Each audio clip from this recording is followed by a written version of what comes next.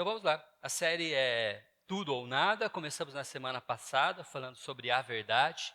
A série Tudo ou Nada, não sei quem não viu semana passada, está lá no YouTube, no canal da igreja, um videozinho de abertura que mostra uma pessoa com uma Bíblia e um pincel atômico, e aí ela passa riscando os textos que ela não gosta, né? Então ela vira a Bíblia e está lá a Bíblia, e aí ela começa a marcar, não marcar, destacar para ver depois, né? Muito pelo contrário, ela está apagando mesmo, isso é, passando um pincel preto, apagando trechos da Bíblia. A série Tudo ou Nada, ela parte justamente do chamado de Jesus, de quando ele mesmo diz, olha, quem tem posto a mão no arado não pode olhar para trás. Ou você está comigo, ou você está atrapalhando. Ou você é meu discípulo, ou você é um impostor. Aliás, quem disse isso também é Timothy Keller. Ele fala, ou você é um discípulo de Jesus, ou você é um impostor. E na semana passada, nós falando sobre essa série Tudo ou Nada, a gente falou sobre a verdade. Pegamos o texto de 2 Timóteo 4 e vimos como o apóstolo Paulo, na instrução que ele faz para Timóteo, ele fala a respeito da verdade da palavra de Deus. Hoje, nós vamos falar sobre a integridade. Quem tem posto a mão no arado tem que ser íntegro. E integridade, eu não sei se você tem ideia do que significa essa palavra. Hoje em dia é muito comum quando a gente vai comer alimento integral, né? Você vai comer a farinha integral, bolacha integral, tudo integral, né? Suco integral de laranja. Quando essa palavra vem da ideia de que não se perde nada. Quando você toma um suco integral de laranja, significa que você está tomando a laranja, né, o bago, né, as gominhos da laranja, a semente, a casca, tá tudo ali, é integral, é tudo, né? Então é todas as coisas. Por isso que a farinha integral é um pouquinho mais escura, né? Porque tá tudo ali, tá o trigo todo. E ela vem justamente dessa ideia de tudo. E quando a gente pensa em uma pessoa integral, é a gente pensar que ela toda está envolvida com um processo, ela é integral. Não é muito comum isso no nosso dia a dia, porque nós vivemos de forma fragmentada. Por exemplo, alguns de nós aqui, durante o dia, temos títulos, que quando por causa do ambiente de trabalho, alguns são chamados de doutor, alguns são chamados de professor, alguns são chamados de chefe, alguns são chamados de patrão, né? E alguns são chamados, né, de peão. Tem também. Mas quando nós picamos o cartão e voltamos para casa, né, picar cartão, não sei se vocês são dessa época, que a gente colocava o cartão, vocês nunca foram dessa época, não? Quando eu comecei a trabalhar em 1988, lá na indústria Nardini, tinha lá a máquina de cartão, botava o cartãozinho, plac, batia a alavanca assim, aí ela mordia o cartão para marcar que eu tinha entrado ou saído naquele trabalho. Mas quando você sai de lá do trabalho, pica o cartão, você não é mais o professor, você não é mais o doutor, você não é mais o peão, você passa a ter aí você chega, você por exemplo que recebeu ordem o dia inteiro, chega na padaria e aí é a sua vez de dar ordem. Você diz, eu quero 2 pãezinhos. Aí a mocinha vai lá te atender. É assim que funciona. A gente vive fragmentado. Mas quando a gente fala de cristianismo, a coisa não deve funcionar assim. Eu tenho um exemplo sobre o que não é ser íntegro ou não, ou a falta de integridade. Porque a falta de integridade vai gerar uma pessoa que engana, uma pessoa que disfarça, uma pessoa que até pode parecer, mas não é. Eu ano passado, 2019, 2018, eu comemorei 30 anos de profissão como desenvolvedor. Comecei a desenvolver, trabalhar com desenvolvimento em 1988, lá na Nardini, né? E não parei mais e até hoje trabalho com isso. E eu, durante o meu tempo de desenvolvedor, trabalhei com uma empresa em Campinas que prestava serviço para autopeças, era a área nossa de desenvolvimento. E eu dava treinamento, eu fazia certificação de cupom fiscal. Quando começou as maquininhas de cupom fiscal, as primeiras ainda, era tudo matricialzinha pequenininha, fazia aquele pim, pim, fazia uns barulhinhos ruins pra caramba. E eu fui numa cidade do interior, lá na região do Vale do Paraíba, dar um treinamento. O meu patrão, que era cristão, inclusive a gente frequentou a mesma igreja durante um tempo. Foi muito engraçado. Tinha um dia que o pastor fez um apelo para quem queria aumento de salário. Eu fui lá, né? Eu pedi, ele era da mesma igreja que eu. De repente ele estava do meu lado. Ele virou para mim: todo mundo precisa, né? Eu falei: eu preciso. Mas ele falou para mim: você vai gostar de ir lá nessa cidade, porque a empresa que você vai instalar o sistema, ele também é cristão. Eu falei: que legal. Então fomos lá, né? Fui para essa cidade. Chegou lá, o táxi que me deixou na porta lá da loja, era uma loja que era umas 7 portas, assim, dessas de abrir, sabe, essas portas grandonas de correr? Era quase o quarteirão, quase, a fachada da loja era quase o quarteirão inteiro, era muito grande. Eu fiquei impressionado com o tamanho daquilo. O rapaz me levou, me recebeu, aí ele falou: o seu patrão falou que você também é cristão. Eu falei: sou.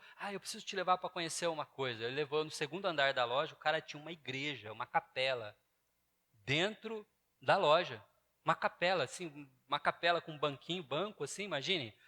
Divide aqui o Jardim América por 4, tá? Imagina uma capela pequenininha, com 2 fileirinhas de banco um pouquinho menor, um palcozinho com um violão, com um sisteminha de som pequenininho, bonito lugar. Nossa, igreja que eu já tive que tá longe de ser bonito daquele jeito. O cara tinha uma igreja dentro do prédio dele. E aí ele me disse que aqui a gente faz reunião de oração toda manhã e todo mês a gente tem um culto aqui com os funcionários que querem participar, né? Eles não obrigavam ninguém a participar. E eu fiquei encantado. Falei: que coisa legal. E o cara, assim, todo Deus, né? Cantarolando hinos e falando de quanto Deus tem abençoado, o tamanho da loja e tal, e tudo bem. Eu fui instalar o sistema para ele. E aí instalava os pontos de emissão, e era de nota e cupom fiscal. E aí tem um ponto, eu falei para ele, ele trazia as caixas, eu colocava e configurava o número das notas que iam ser impressas ali. Chegou no terceiro ponto, ele trouxe uma caixa de formulário em branco para mim. Coloca esse aqui. Eu falei: o quê? Ele falou: não, é para imprimir formulário em branco mesmo. Mas você não vai imprimir na nota? Ele falou: não, aqui não tem nota. Esse terceiro ponto são pessoas que não pedem nota, eu vou imprimir aqui. Porque precisava imprimir para girar estoque. Senão não virava estoque. Aí, quer dizer, nunca baixava o estoque, né? E eu fiquei olhando para aquilo. Eu instalei o que eu vou fazer. E fui para casa revoltado. O cara tinha uma igreja dentro da empresa dele e tinha um ponto de emissão de sonegação. Quando eu cheguei em Campinas, no dia seguinte fui ver o meu chefe. Ele falou: e aí, gostou de lá? Eu falei: gostei, mas não gostei. Ele falou: o que aconteceu? Eu falei: ele colocou um ponto de emissão em branco para sonegar. E eu instalei aquele negócio. Eu não gostei. Daí o meu chefe veio explicar que não, porque é muito imposto que eles pagam e aquilo é muito complicado e não dá, ninguém sobrevive se pagar imposto, mas todo o imposto que ele economizava naquele ponto, metade ele doava. Ele fez lá a igrejinha dele para poder abençoar os funcionários. Ele transformava aquilo em cesta básica. E eu fiquei pensando: tá errado. Você, a amostra, à vista, a impressão que você tem é de que é íntegro. Quando a imagem que você tem da pessoa é de que é um cristão. Um cristão que diz glória a Deus, que dá testemunho, que investe em missões. Mas existe um pedaço, um caquinho da vida da pessoa, uma fagulha da história da pessoa, que não concorda com todo o restante. E isso é falta de integridade. Ou é todo, ou não é nada. É tudo ou nada. E tem uma história da Bíblia que diz mais ou menos. Aliás, eu coloquei aqui um outro exemplo de integridade, e esse vai ser ótimo para vocês. Quando você está daqui da frente e olha esse púlpito maravilhoso, você não tem uma ideia de que aqui é lindo? Eu estava pensando nisso ontem, mas se você olhar aqui atrás, tem uma caixinha de lápis aqui que eu não sei como que ela veio parar aqui. Tem um alicate também de climpagem, de fazer rede. Tem um durex, tem um projetor velho aqui que a gente tentou também. Tem o triângulo que está aqui. Tá? Você olha, parece lindo, né? Parece tudo bonitinho. Tem até um buraco aqui, ó, que está seu monitor. Tem uma caixinha velha aqui também. Entendeu? Isso é não ser íntegro. Você olha, está tudo bonitinho, mas atrás, quando você olha por trás, você encontra um monte de coisa que não faz parte do pacote. Isso é não ser íntegro. Tudo bem que isso aqui é material, é o púlpito. O problema é quando isso é com a gente.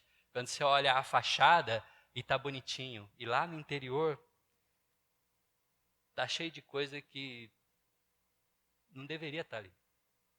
A Bíblia mostra uma pessoa que passa por esse momento, ou passa por essa situação, em Marcos capítulo 10. Eu vou ler do 17 até o 22. Você está com a sua Bíblia aí para você me acompanhar?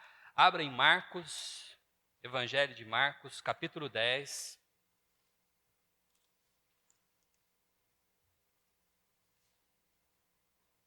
De 17 até o 22.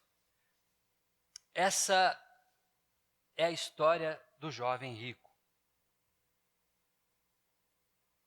que diz assim: quando Jesus ia saindo, um homem correu em sua direção, se pôs de joelhos diante dele e lhe perguntou: bom mestre, que farei para herdar a vida eterna?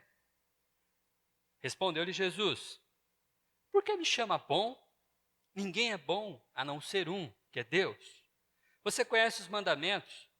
Não matarás, não adulterarás, não furtarás, não darás falso testemunho, não enganarás ninguém, honre teu pai e tua mãe. E ele declarou: mestre, a tudo isso tenho obedecido desde a minha adolescência. Jesus olhou para ele e o amou. Falta-lhe uma coisa, disse ele. Vá, venda tudo o que você possui e dê aos pobres, e você terá um tesouro no céu. Depois venha e siga-me. Diante disso, ele ficou abatido e afastou-se triste, porque ele tinha muitas riquezas. A integridade. Aquele homem era alguém preocupado. Preocupado com algo além. Preocupado com algo que talvez é difícil para se explicar.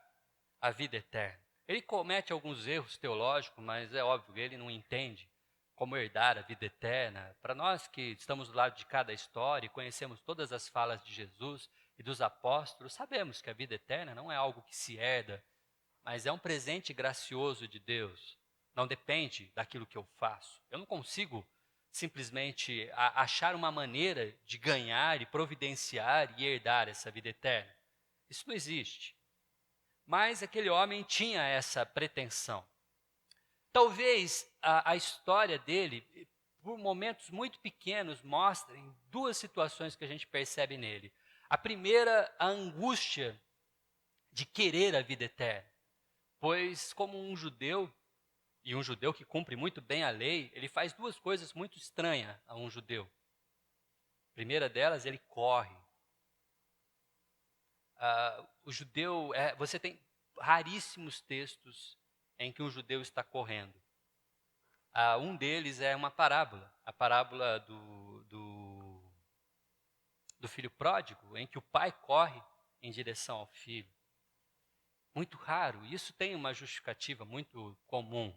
Primeiro, porque eles não usavam calçados bons e não tinham estradas boas para se correr. Correr não era um esporte muito comum na região. Segundo, porque eles não usavam roupas que davam a eles essa mobilidade de correr.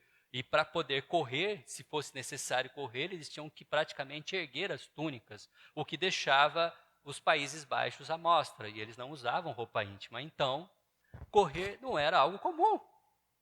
Muito estranho sair correndo. Mas aquele homem corre, e corre na direção de Jesus. A outra coisa muito incomum para um judeu, que demonstra um pouco desse desespero dele, ele é ajoelhar-se. Nós podemos aqui, numa única mão, saber os momentos em que alguém se ajoelha diante de Jesus. Pedro, a mulher do fluxo de sangue, a casa de Simão. Mais algum outro? O centurião, talvez. Não me lembro agora, mas o pai da menina que acabou morrendo, depois ressuscitou, que Jesus diz, Talita, cumi.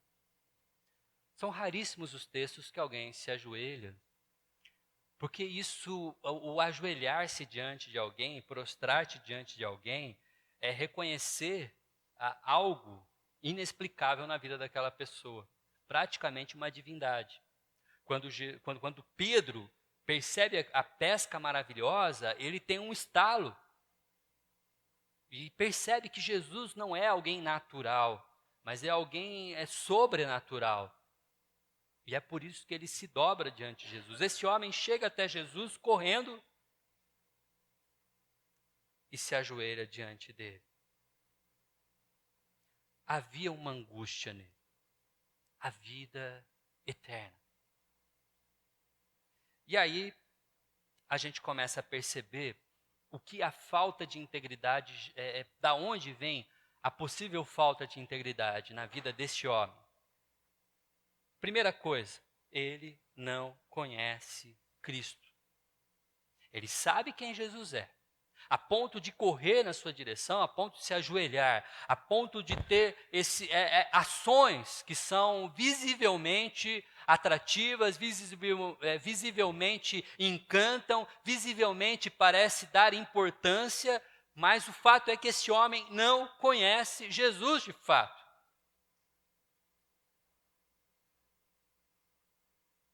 Bom mestre, o que farei para herdar a vida eterna?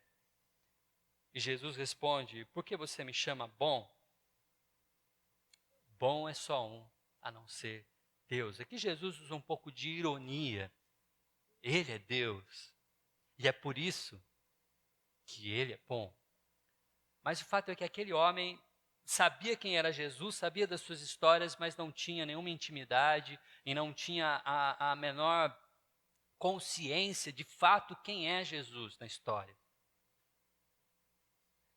E queridos, a falta de integridade na vida das pessoas que se envolvem e se chamam cristãs está diretamente ligada ao fato de que se envolvem, mas não conhecem Jesus de fato. Correm em sua direção, vão participando de cultos, de encontros, agora teve, né, em São Paulo, teve, né, essa semana aqui Descende,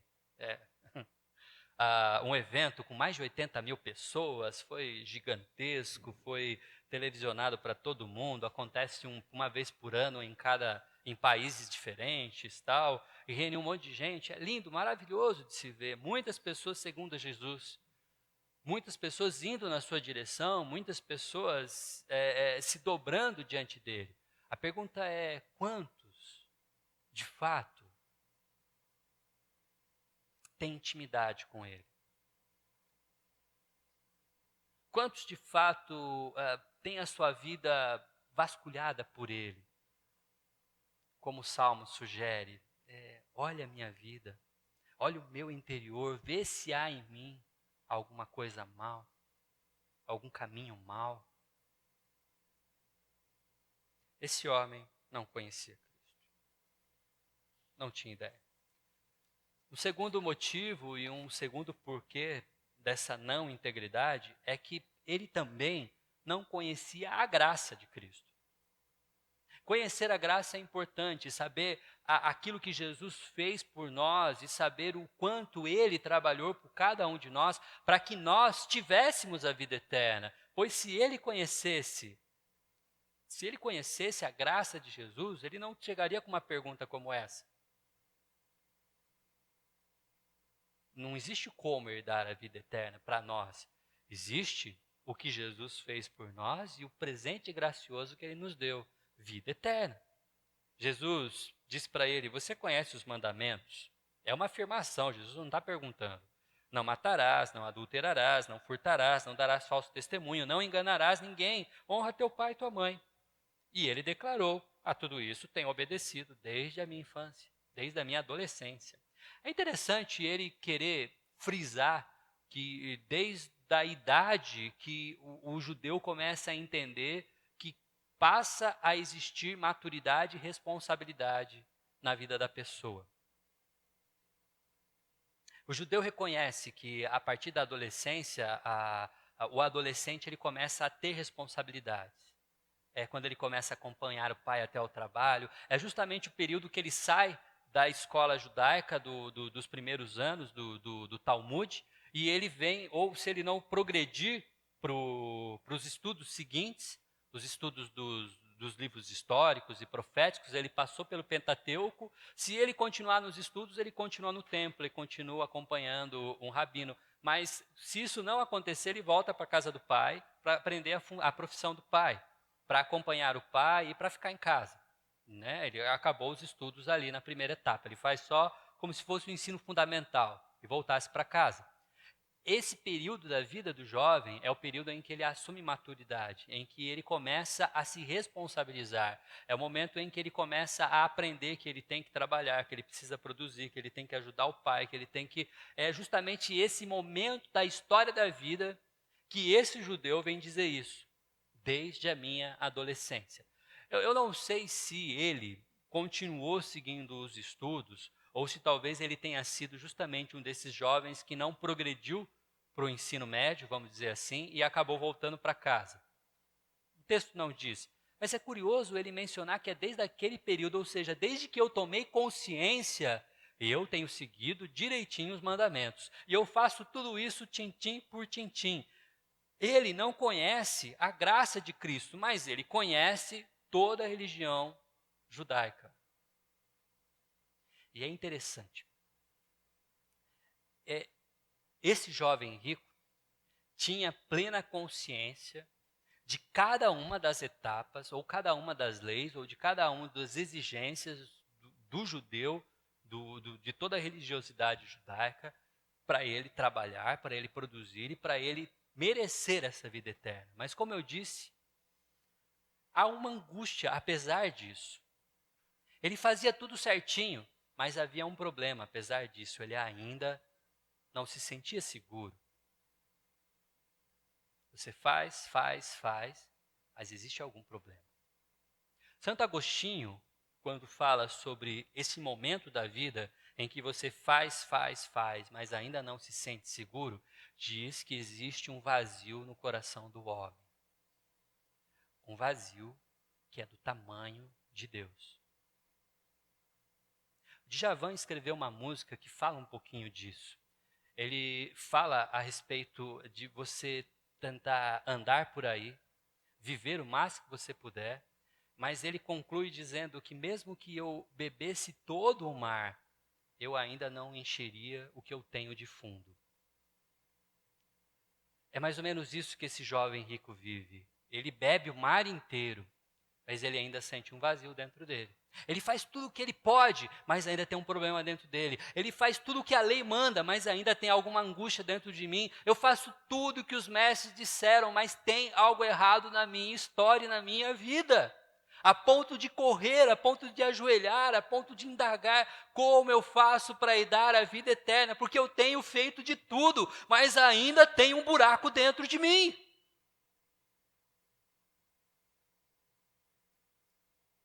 A falta de integridade no cristão vai sempre revelar um buraco que existe dentro da gente.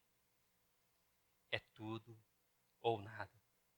Ou você está inteiro nesse processo, ou você está completamente fora dele.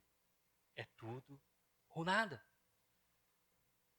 Jesus vai dizer para ele: tem um buraco na sua vida. Jesus olhou para ele e o amou. Eu trabalhei um pouquinho desse texto na terça-feira aqui, no nosso encontro. E eu lembrei, na nossa reflexão aqui, que Jesus precisa dizer para este homem que tem algo errado na vida dele. E Jesus precisa dizer que existem mudanças necessárias na vida dele. E para dizer isso para alguém, a gente tem que amar. Quando a gente fala isso para alguém sem amor, a gente perde o amigo, a gente irrita alguém, a gente passa por arrogante. Mas Jesus o amou. E como é difícil e complicado dizer para alguém que ela está errada e precisa mudar. Eu não consigo contar nos dedos da mão o número de vezes em que eu tive que dizer para alguém que está errado. E talvez elas saíram como esse jovem, tristes e bravas comigo. Muitas não voltaram a conversar. Muitas passaram a me ignorar. Mas nós, que somos líderes, presbíteros, diáconos, pastores, temos que amar nosso rebanho, amar as ovelhas e, por amor a elas, precisamos muitas vezes dizer: está errado, precisa mudar algo na sua vida. Jesus olhou para ele e o amou. Falta uma coisa. Uma coisinha. É muito curioso, Jesus diz que falta uma coisa, mas Jesus diz 3 coisas para ele fazer. Porque Jesus não disse faltam 3 coisas. É porque todas essas coisas fazem parte de uma única coisa. Porque a integridade é uma coisa só na vida do cristão. Não adianta se faltar 1, 2, 3, 4, falta tudo. Falta uma coisa. Vá, venda tudo que você possui. Primeira coisa. Segunda coisa, dê o dinheiro aos pobres. E a terceira coisa, venha e siga-me. Mas Jesus diz a respeito dessas 3, falta uma coisa. Todas elas estão dentro da mesma coisa. Porque qualquer coisa que faltar, vai faltar tudo. Integridade é assim. Vá e venda tudo o que você tem. Aquele homem vivia provavelmente a segurança da sua situação financeira. O problema não é ser rico. O problema não é ter bens abastados. O problema não é viver de forma confortável. O problema é você achar que isso tudo é a sua garantia. Qual é o problema desse homem, desse jovem? Eu disse, e o texto diz, ele seguia perfeitamente todos os ritos judaicos. Como é que o judeu entendia que Deus estava gostando dele e tudo que ele estava fazendo estava certo? Em prosperidade. Ou seja, tudo que aquele homem fazia retornava em coisas boas para ele, financeiras. E então, ele automaticamente tentava entender essa mecânica da seguinte forma: eu estou fazendo tudo o que a lei manda. Logo, Deus tem me abençoado em tudo aquilo que eu tenho. A prova de que tudo que eu estou fazendo está certo, a prova de que tudo que eu faço é certo, é de que Deus está me abastecendo. E essa riqueza toda acaba virando para esse jovem rico um símbolo de que ele é verdadeiramente um homem santo, puro, íntegro, honesto, diante de todos, diante da sociedade, diante da família. Quando as pessoas viam ele, falavam: não, aí vem um homem que realmente é abençoado por Deus. Olha todas as coisas que ele tem. Aquilo virou o símbolo da sua religiosidade. E Jesus precisou derrubar isso de uma vez. E disse para ele: sabe, tudo isso que você tem, sobre o qual você se assegura, se desfaz disso. Se desfaça das coisas que te dão segurança. Porque a única coisa que pode dar segurança para a nossa salvação, para a nossa vida eterna, é o próprio Cristo. E apenas Ele. Toda vez que alguma coisa fica sobre isso, alguma coisa está errada. O problema não é ter recursos financeiros. O problema não é ter bem. O problema não é ter patrimônio. O problema é quando essas coisas estão acima daquilo que Cristo representa na vida desse jovem. Aquilo era o símbolo de que o que ele fazia era suficiente. E Jesus vai dizer, falta uma coisa, se livra disso tudo. Segunda coisa é doa aos pobres. Se Jesus tivesse dito, venda tudo que você tem e doa para os seus filhos, venda tudo que você tem e deixa aos cuidados da sua família, doa para sua mãe. Vamos escolher uma fundação com o seu nome, Fundação de Cuidados aos Jovens Perdidos, Jovem Rico. Pronto, é uma fundação com o nome dele, injete o seu dinheiro na sua fundação com o seu nome e vamos sair por aí cuidando de jovens desgarrados, que estão passando por dificuldade. Não, Jesus mandou doar o dinheiro aos pobres, aos desconhecidos, a quem provavelmente talvez não mereça, na visão dele. Se livra dos seus bens e doa para quem você não conhece. É para praticamente diluir tudo.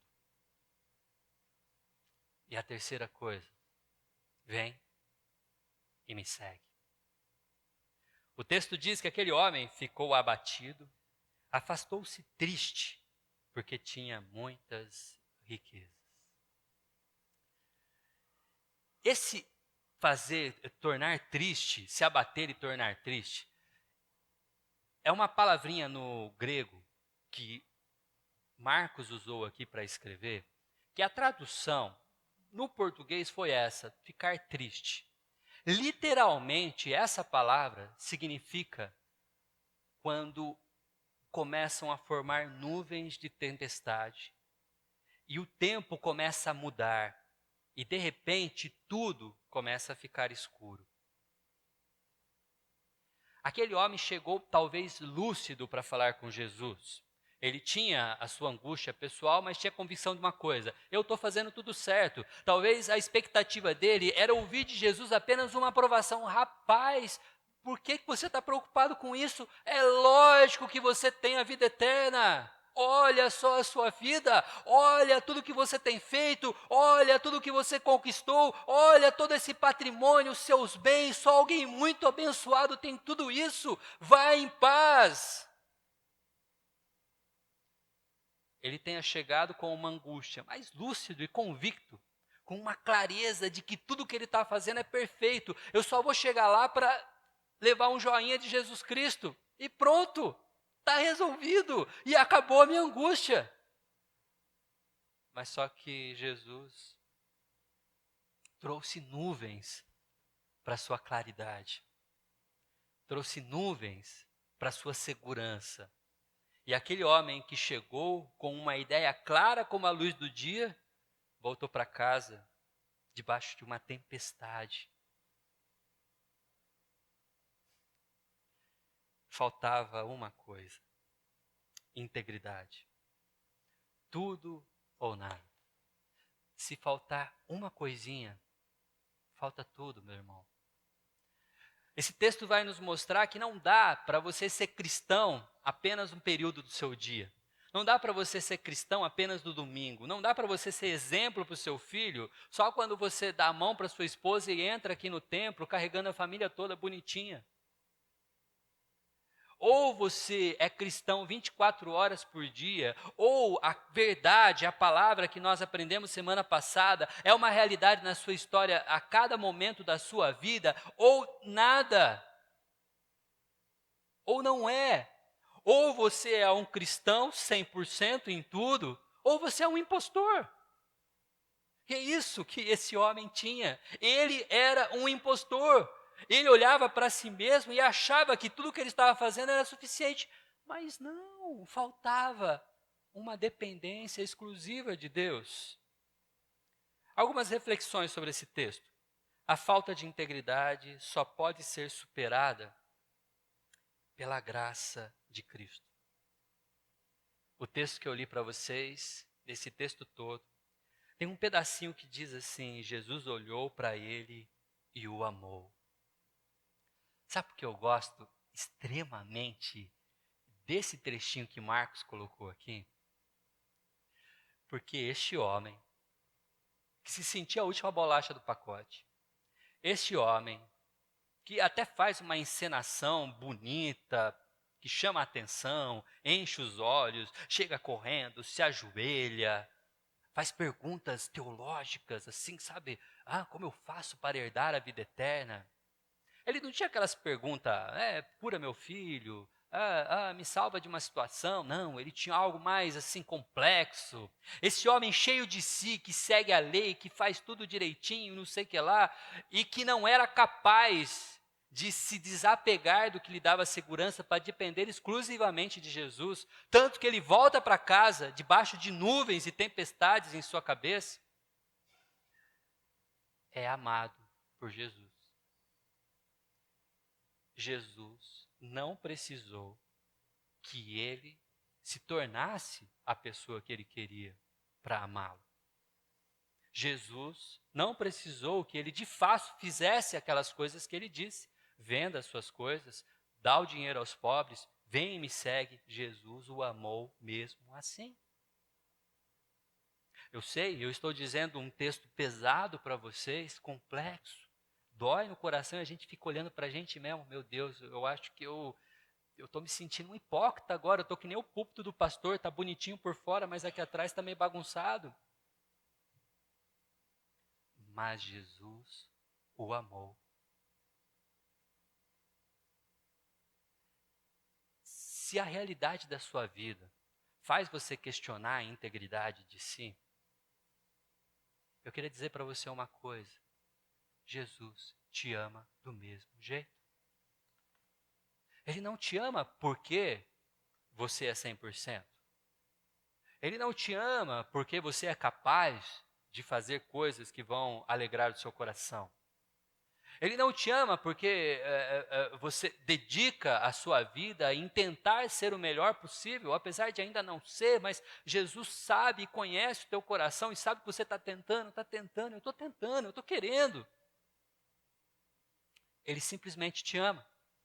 E Ele te ama porque Ele quer te amar, Ele te ama porque Ele é Deus, Ele te ama porque Ele quer te salvar, Ele te ama sem uma explicação natural, lógica.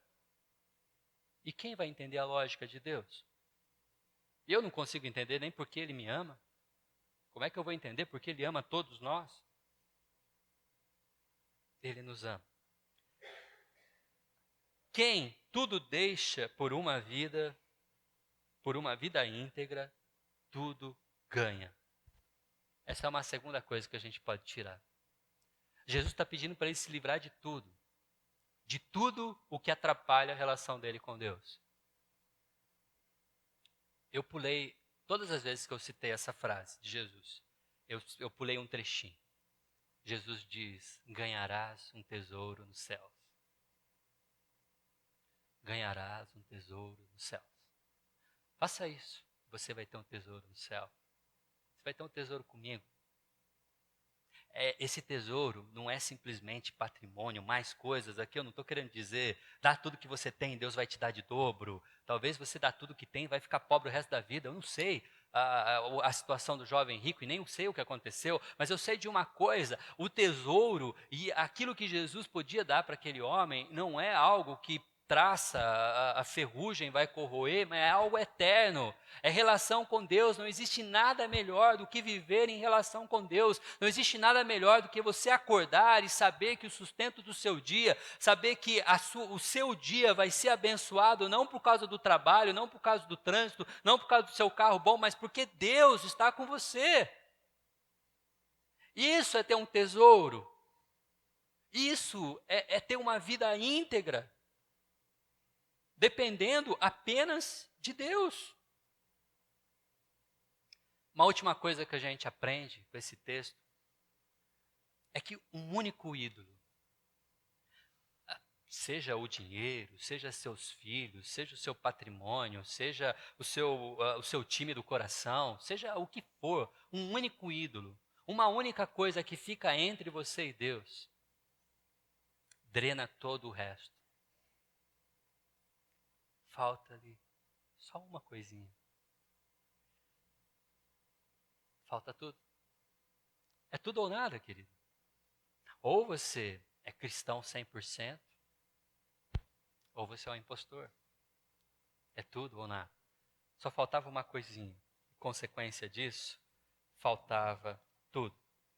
Mas a discussão desse texto, que acontece logo em seguida, os discípulos e o próprio Jesus conversando com eles, vão falando a respeito de coisas que atrapalham o nosso relacionamento com Deus, e Jesus falando que isso é tão complicado que pessoas que dependem de algo que não seja Deus, e nesse exemplo foi a riqueza, mas poderia ser qualquer coisa, jamais herdariam o reino dos céus. E aí os discípulos vão dizer para Jesus: puxa, então quem é que vai se salvar?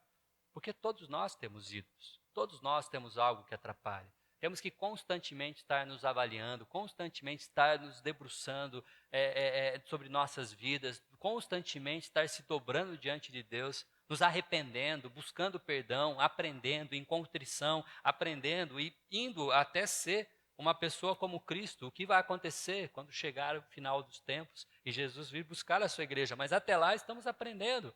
Mas a pergunta dos discípulos é: quem vai então se salvar?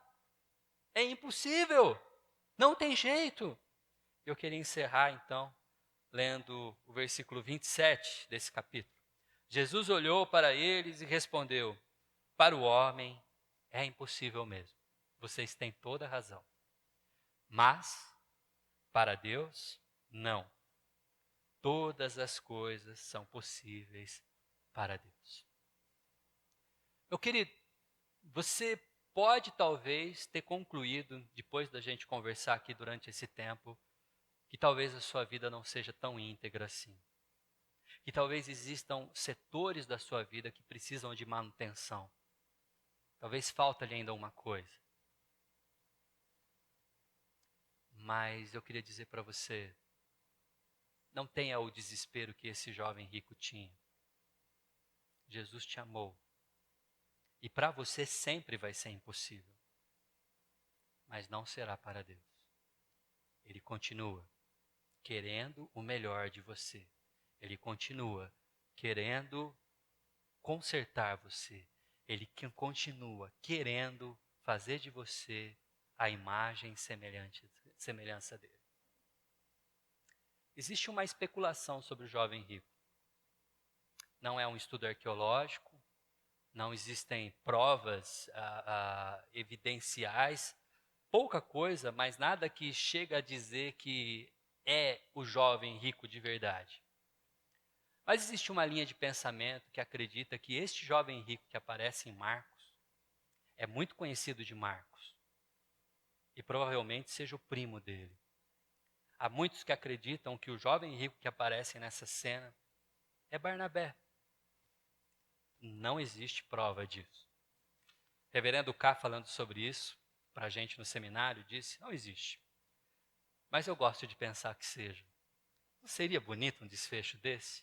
A gente encontrar esse jovem rico e descobrir depois que, na verdade, esse jovem rico volta atrás, passa a revisar aquilo que Jesus pessoalmente disse a ele e se torna o encorajador, aquele que saiu triste dessa história, cheio de nuvens, agora com toda a clareza de um sol radiante, volta atrás, se desfaz, doa os seus bens e quer saber de uma coisa, eu quero seguir a Jesus, e passa a ser um missionário que vai buscar Paulo, vai para Antioquia, sai pelo mundo evangelizando, levando o evangelho. Não há provas, é só uma especulação. Eu gosto de pensar que sim. Quem sabe quando eu chegar lá no céu, encontre Barnabé e descubra. Às vezes encontre o próprio jovem rico, não sei. A gente gosta de sonhar, né? Eu só sei de uma coisa: Jesus o amava. E para ele era impossível, porque ele saiu triste daquela história. Mas para Deus não é. Acredite, ele quer o melhor de você. Se você ainda não é a pessoa íntegra que você acha que Deus quer, Ele pode transformar nessa pessoa. Coloque o teu coração na presença dEle. Dependa dEle. E deixe Ele trabalhar por você. As coisas vão acontecer. E de repente, você vai ser a pessoa que Deus tanto sonhou. Em nome de Jesus.